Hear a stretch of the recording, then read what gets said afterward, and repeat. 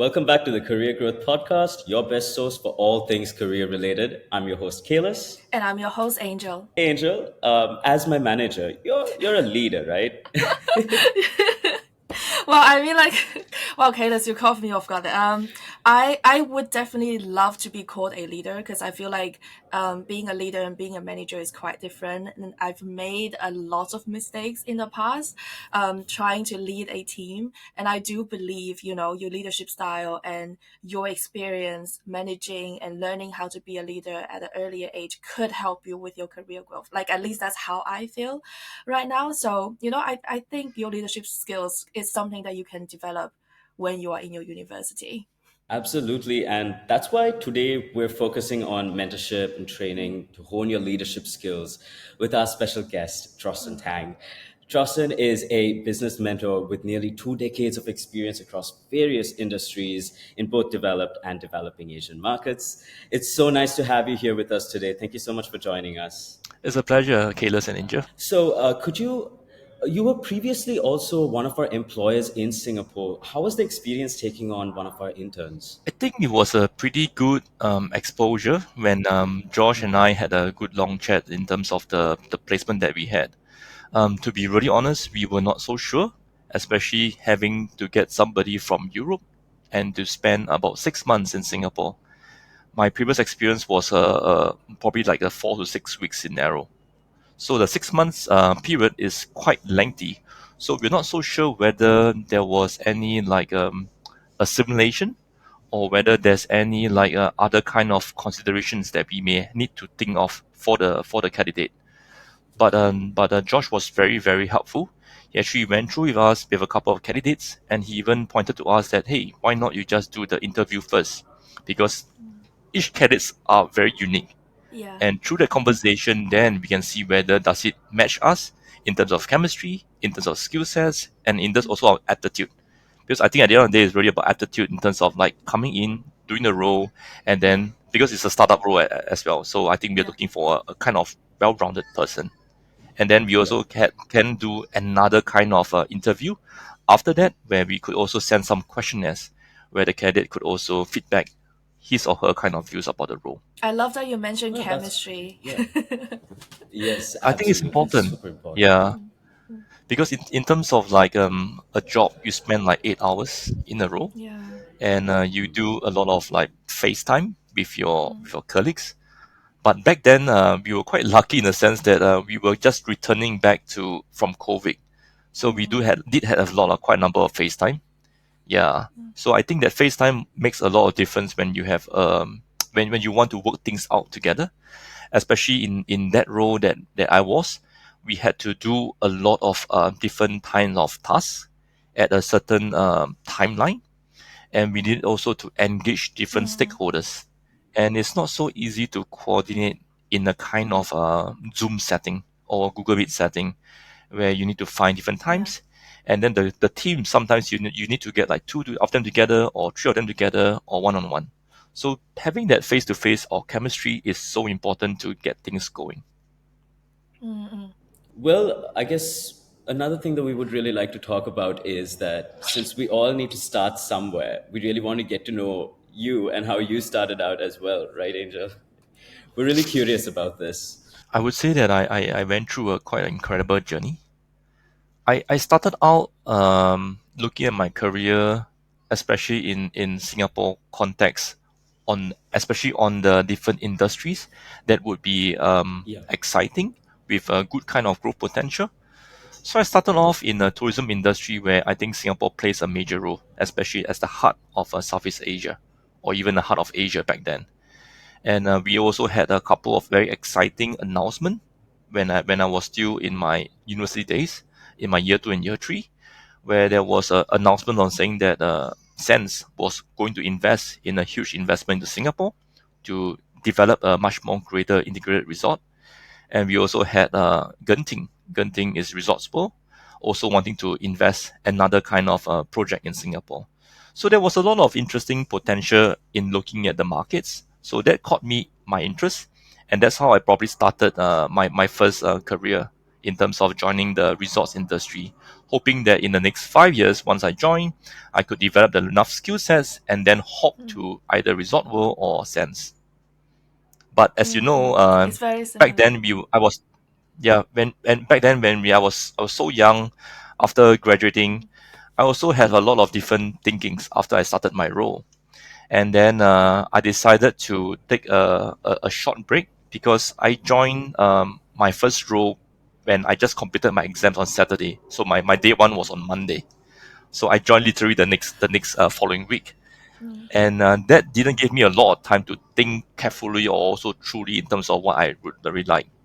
And I guess over the 8 months or 9 months when I was in role, I decided that, oh, I think it's also okay to take a stop, a break, to see and assess where I really yeah. want to go. And that's where I started to really explore deeper. And I chanced upon a German company that offered a contractual role, which I decided to give it a go. And I failed in my first interview. And I thought that, maybe I didn't have much knowledge, but I was quite excited when there was a chance for a second interview for one of the subsidiary. And this time round, I prepared quite a lot to make sure that I kind of like understand, get myself in touch with the role. So it was a role to be a project developer and project financier of a renewable energy project team. And then again, I have limited knowledge about the role, but I find that it was important for me to speak my mind that I am very new, but I'll be interested to take on that risk of just joining a 6 months contract. And I'm happy to start with a market research role and let's see how things pan out. And I think that that leap of faith allowed me to really build a kind of role around it because my German boss was kind of also happy that I took on the role, even though it's a 6 months contract, which eventually became a permanent role. And he also eventually brought me to another company, also in the renewable space. And I think that that was also a kind of starter for me to move deeper into a more corporate role. Yeah. You And miss 100% of the shots you don't take, so you might as well go for Yeah. it. Yeah. yeah. I do felt like So you. yeah. Mm. Sorry, yeah, I was gonna say I felt like a lot of people are really worried, like if they take this role, what would it be, or like they have to have like the next 1 year or 2 years of career path in their mind to be able to take the step. But what you were saying, it's like if you go there and if you be yourself and if you show up like 110%, you never know what opportunity that they could present you. And I really love that because I felt um like it just felt like career growth, it shouldn't be a single path, it should be like having twists and turns, but it's something that we have to experience ourselves along the way. Yeah, I mean this is so important. That's why I think in today's context, especially when things are so fluid, and then with the new influx of technology like AI or even like the huge interest on sustainability, I think we just need to keep ourselves a little bit more flexible in terms of options. Yeah. But we also Yeah, need yeah. to make sure that we create that kind of knowledge bank or create a kind of transfer skill sets, especially when you're talking about leadership now, because you need to really showcase that kind of ability to be able to stomach uncertainty and then be able to also find a solution, be resourceful enough. And of course, another important thing is also about communication, because at the end of the day, coming to a role, I think there's a lot of things to take note of, and in especially in Singapore context where we have a lot of multitasking expected of a team, so we need to be able to articulate each to each other about the certain roles and also getting the right information so that we can be able to function well in our job. That actually leads me to my next question, because when we talk about, when we use the word leadership, it could feel like it's just you are just leading the team. But I'm sure there's so much more to it because you just mentioned multitasking, communication, adaptability, right? So how do you define leadership, Justin? I think leadership is very important to be being able to be accountable, because at the end of the day you are going to be accountable for the kind of activities happening in the job, in the scope, and then also at the department level and also the company level. I think there's these few areas that needs to be aligned. So accountability is important. Mm, Second thing I think is very mm, important is really that growth mindset, whereby as a leader, yeah. we need to be looking at growing ourselves. Sometimes, a lot of times, there's opportunities that come in, and a lot of people say that, oh, I might not be ready enough, but why not take it on and also double up in terms of learning on the role and being able to be able to accept that kind of new kind of task and be able to build on it. And third thing I think Mm, also rather important here would be having that confidence. Because a lot of us sometimes yeah. when we take on new roles, we are a little bit uncertain and unsure of the entire outcome. But Mm, being confident in a role, it gives us that additional so-called support, whereby the counterparty also understands that you are going to face some uncertainty, which is real, mm, but you are also saying that, hey, I'm going to take charge. There'll be times when I fall, but if I fall, would you be able to also come in and help? So I think being able to uh, be confident in this Yeah, level, I think is important. mm. Yeah. 100%. Yeah, Johnson, I think I love what you said earlier about like, being a leader is not about saying, okay, I am the one who's in charge. It's about also showing vulnerability to your team, saying, if I fall, can we either fall together or like, or like, can you catch me? I think that's really important. I really like that. We hear the word impact driven leadership quite often, impact driven leadership. What is the impact driven leadership? What does like impact mean to you? impact has a lot of like connotation. I mean, the most simplest way to look at it is really people, planet, profits. Because at the end of the day, Mm, impact must be sustainable. So there must be a certain mechanism, especially to make it sustainable. So profit line is also mm, extremely important. But beyond profit line, we should also look at the kind of impact it has from both the planet per se and also people per se. It'll be mm, pretty empty. Imagine that we could make loads of money, but there's no positive impact on the environment and on the people. Because at the end of the day, we would like this endeavor or project or business to grow even bigger.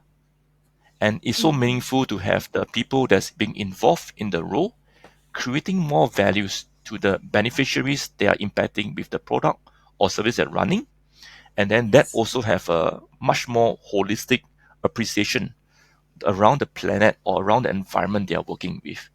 Because we Mm. shouldn't be thinking that I just want to have a linear equation. We should look at it as a circular approach. That's actually a really interesting way to see it as well.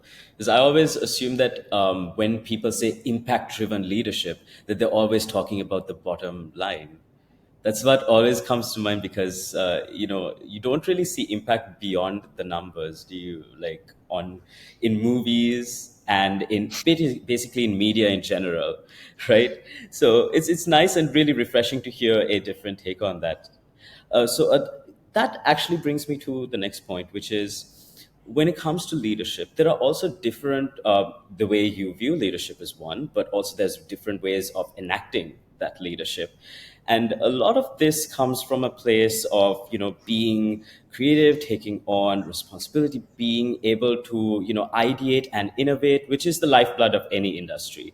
And these are two areas that you have a really strong understanding of. Could you just walk us through how you incorporate these elements in your day-to-day leadership? And like, especially when it comes to guiding young talents, because you do work with a lot of young talents.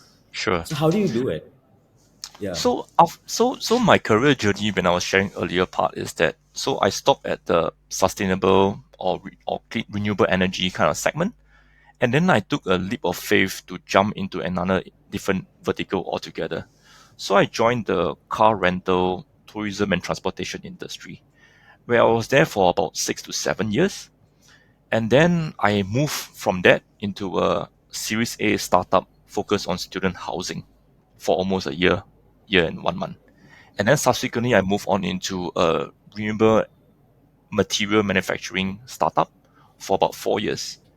What is my learning around here is that it's all about being able to piece together all these different experience coming in and then being able to look at problem and identify and scope out the problem statement in the most specific manner, and looking very intently on all these different elements of problem, and then start to look at who are actually the stakeholders involved in this problem statement. Could there be, for example, in the value chain of the textile, when I hired Helen, we were looking in terms of the full value chain on agriculture. So we started looking at pineapple plantations, and then we look at the pineapple farmers, and then we look at the transporter of the pineapple fruits into the factories, and then we look at the factories, and then we also look at the side stream. So what happens when a farmer harvests the pineapple farms? What happens to those waste material? It could be the crown or it could be the long leaves. The crown can be used for the next growing cycle, but there's always long leaves left behind. So what are they doing with that? And then after that, looking at that, can we do some kind of extraction from that material? And after we take the extraction, who can we do? If let's say my company is doing that, which other partners should I need when I develop the product further? And then we go a bit more midstream, where you talk about processor. If I extract the fiber from the leaves, I can make into potential fibers that can be spun into a yarn. Do I have the facility for the yarn? Do I know what is the end product that I'm making? So you start going deeper and deeper. So in short, what I'm saying is that we need to look at it as a kind of design thinking approach, where we look at the different stakeholders and being able to understand from these different stakeholders what is their role and what is the impact on each other. And then at the end, which is the final product that we are creating, what is Yeah. the final product that we want to create altogether? And can we look at it at the totality on these different stakeholders and then reduce some of the negative footprint and elevate the positive footprints? And then this whole Oh, process here allows yeah. a lot of innovation and ideation because you have different feedbacks from different parties, and Yeah. collating in a proper That's manner, true. you can really trigger creativity. Oh, nice. I really do want to hear more about the pineapple farm because I was genuinely interested in that. I didn't realize that that was like even a question you could ask, but it's really interesting because it did lead to a solution with the long leaves, the waste, the reducing in terms of reducing wastage. As actually a similar like a project that I oversaw a few years ago myself involving pineapples and a farm. But I Oh, guess that's a nice. story for another time. It's a story for another time. Yeah.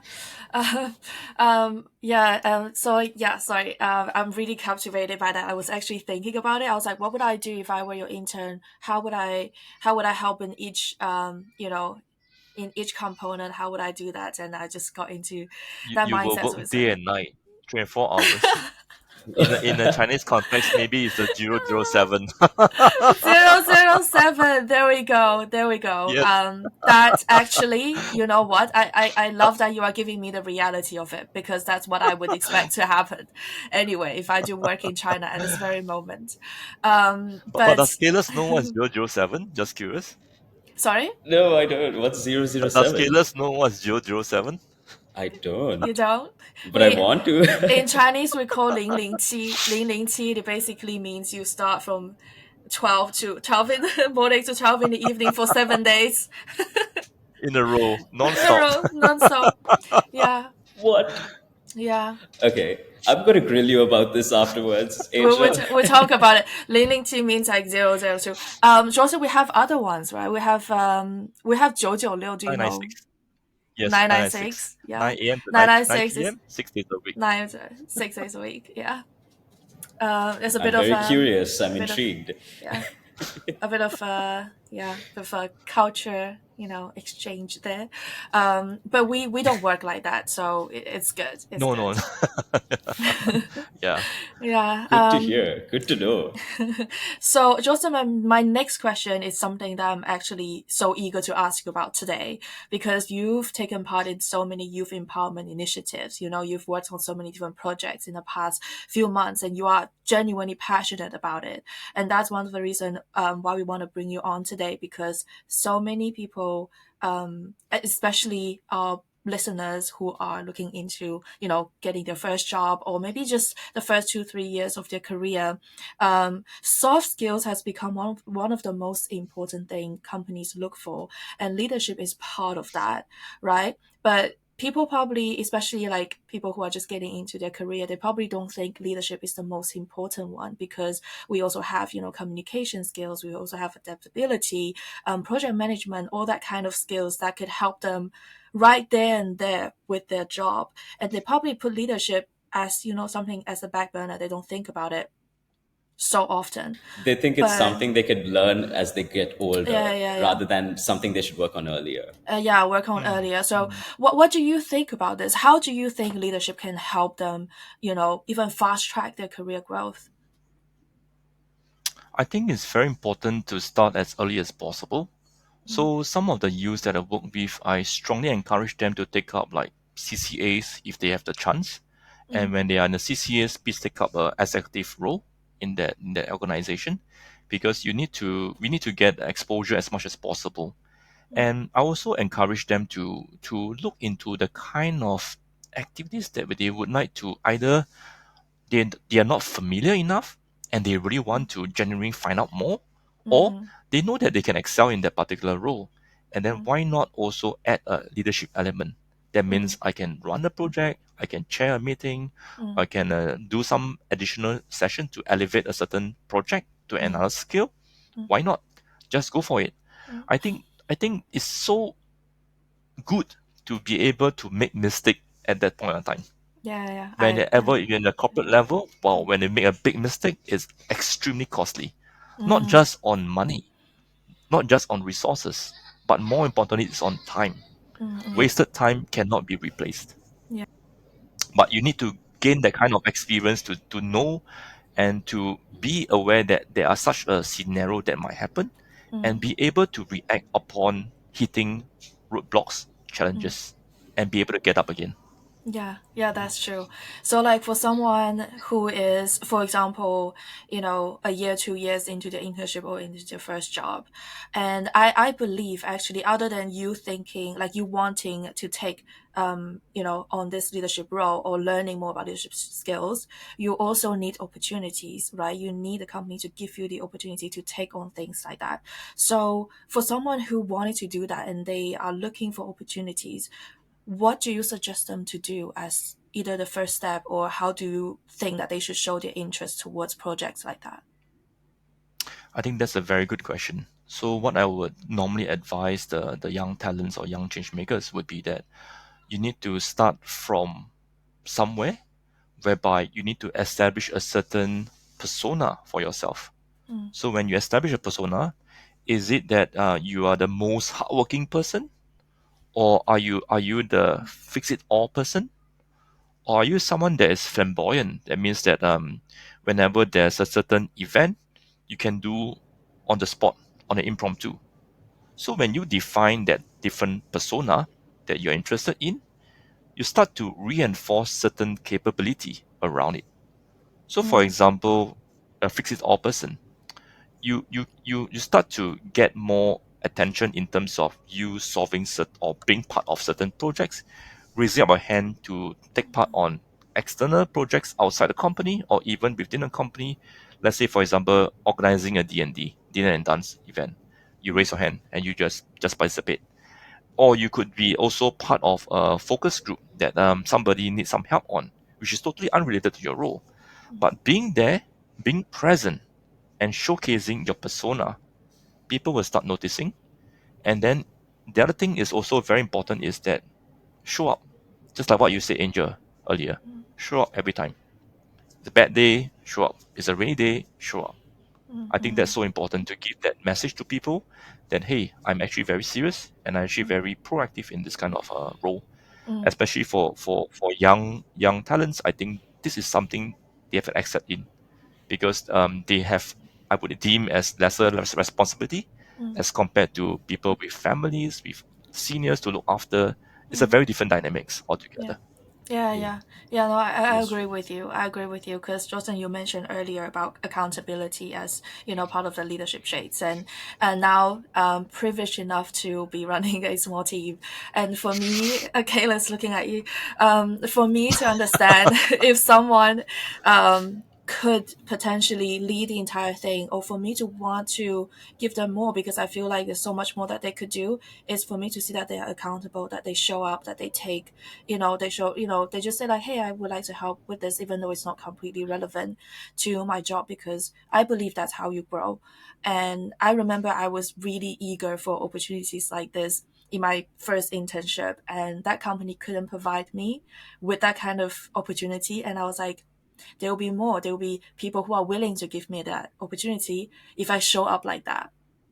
So I guess that also, sorry, Justin, you were saying, Just to add on one more point, because yeah, you mentioned about having the opportunity. mm, You are very right, because for myself, right, I actually adopt a more servant leadership approach. So I'm also willing to stomach more yeah, risk than usual managers or leaders in other roles. The reason is because I would observe or calculate the kind of risk factor in a particular project. yeah, And if I think that that project risk is not that high, I think it also matters for the individual to take a shot. yeah, yeah, And then we give encouragement, mm, and then we try to see how we can work together to achieve that target. mm, I mm, think that is very important as a leader to be able to think about that kind of possibility yeah, rather than looking at a totally risk free. mm, Sometimes in a risk free environment, everything is so monotonous, so yeah, structured that yeah, creativity Yeah. might be affected, impacted. Yeah. mm, mm. Yes. Yeah, it's almost like it's like what you think you are good at might not be what you actually good at until you try. Like for example, I would be like, "Oh, I'm really good Definitely. at Yeah. communicating." But like if my manager doesn't put me into a scenario where it really tested me that skill, really test me that skill, then I wouldn't be able to know if I'm either actually good at it, or if there's any room for growth for me. And you never know, like what you thought you're good at versus what you are actually good at and what else you need to learn in that particular area.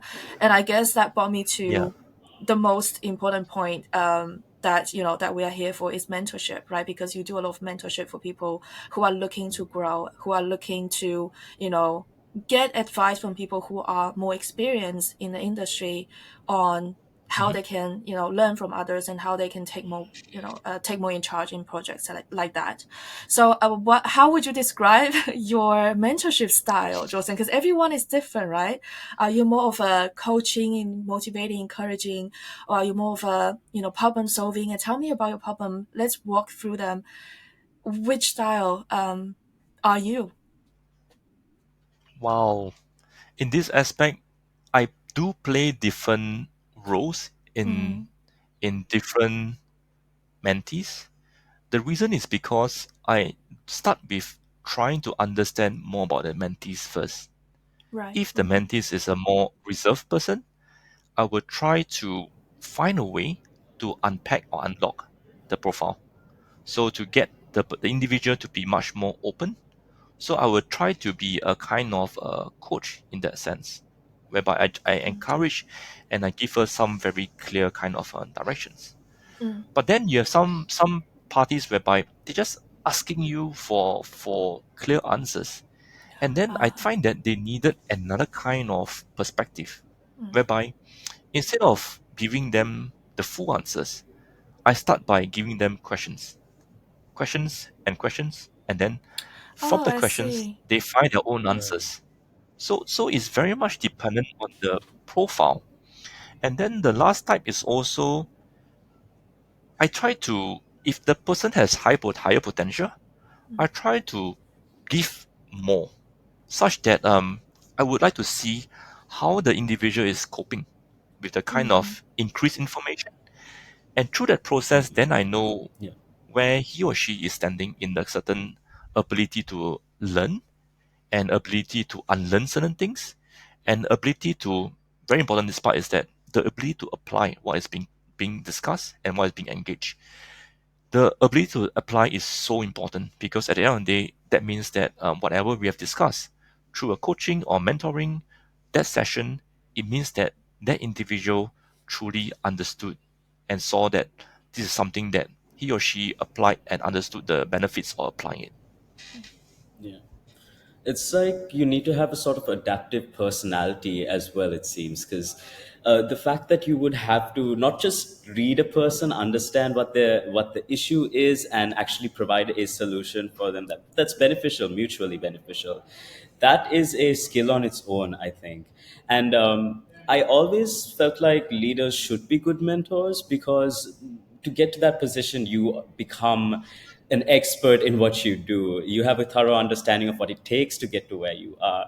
So I'm just wondering, can building these sort of mentorship relationships catalyze the youth to also, build good, solid leadership foundations? Could it help them? Certainly, Kailas, this is something that I think would be extremely beneficial. Number one reason is that when when when when the young talents are coming into the industry or they are looking at taking up internship position, I think there's a lot of questions in mind. Mm, So there's a lot of potential steps they can take. They could look for an industry vertical to understand more about industry. So by talking to a mentor in that particular field, to appreciate the entire value chain, just like I shared with you, the entire pineapple industry Yeah. segments, including the fashion textile segment. And that itself is a big kind of understanding. And that opens up the mindset towards understanding, oh, actually the industry is quite wide. And there are a lot of different roles I can play. Even though I might not be, for example, might not be savvy in data, but I could play a role in going on ground and engaging and being able to articulate some of this communication or content creation. So that's something that they've been done. Another aspect is that this individual might have already a clear plan, and then they just wanted to know whether am I taking a good enough path? Am I is there another option that I can consider on top of this option that I've catered for? So these are Yeah. some of the I think in terms of high performing students, where they are extremely eager and excited to perform, and they have really a structured way to do so. But what they are are trying to fill a gap is that the gap of the industry reality or the paradigm shift from a studying environment to a work Yes. environment. I think there are some pockets whereby having this few conversations with mentors who are willing to talk and share about just working experience. How do we communicate with our supervisors?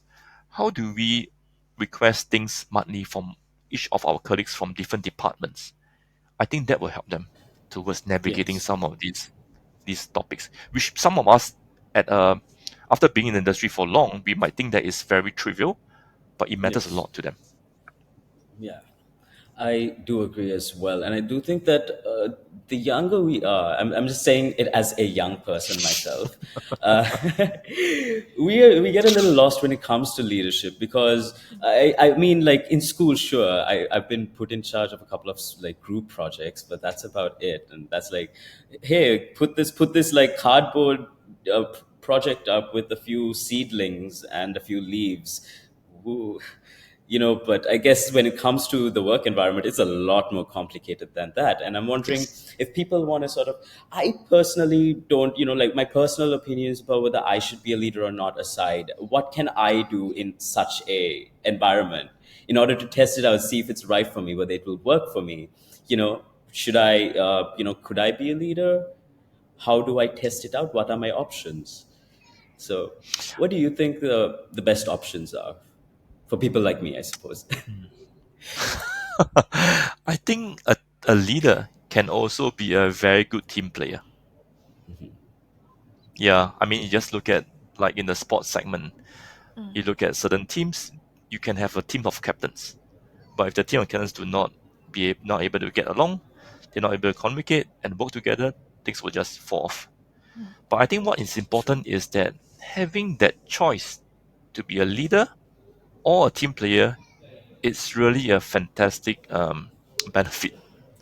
So being able to perform in this dual role will allow the individual to have even more opportunities in future at work. So I always strongly encourage whereby even though it might takes a lot of pulling teeth to get out of comfort zone, try it. Try a few times. You never know. Maybe I'll give it a go. Maybe I Yes, please go will. ahead. Angel, I'm coming for your job. Uh, well, I mean, there's still a long way to go, Kayla's. But well, sure. Oh, So that sass, so these that sass. Angel can do bigger things.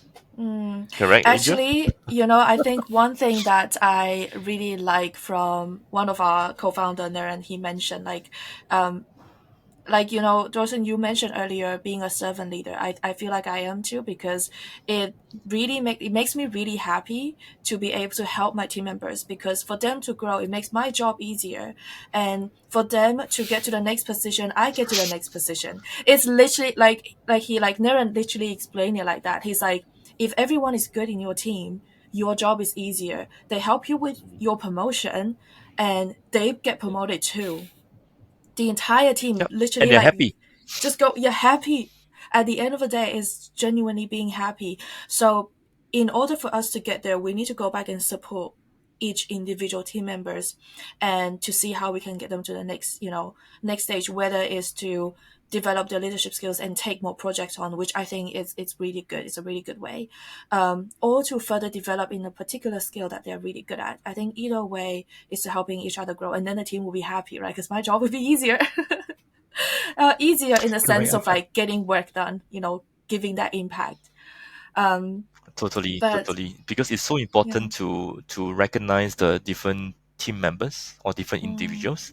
mm, We never know what happens behind when they go back home or when they yeah, work in the certain roles. But it's a big appreciation because they mm, really put heart and soul, I believe, in terms of performing in that role mm, to get to where they are. And mm, this kind of recognitions will go a long way. exactly.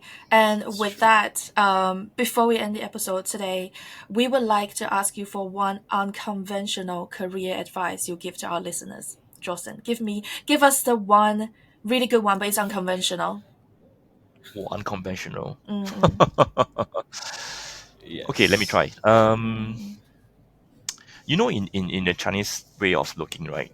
The word opportunity and risk, 危机. mm, So mm, option and risk. mm, I think there's some interest around this opportunity and risk. But more importantly is that the individual must also, or the talent must also be equipped enough with knowledge and aptitude and attitude and also a bit of luck. yeah. But this is only one part here. My take on this, on the unconventional point of view, is that once you identify this, you recognize this, and you have a direction that is pretty clear, go for it. Keep going. Mm, And yeah. somehow or rather, you will reach your destination. Mm, I've keep I've going. I've done this a couple of times.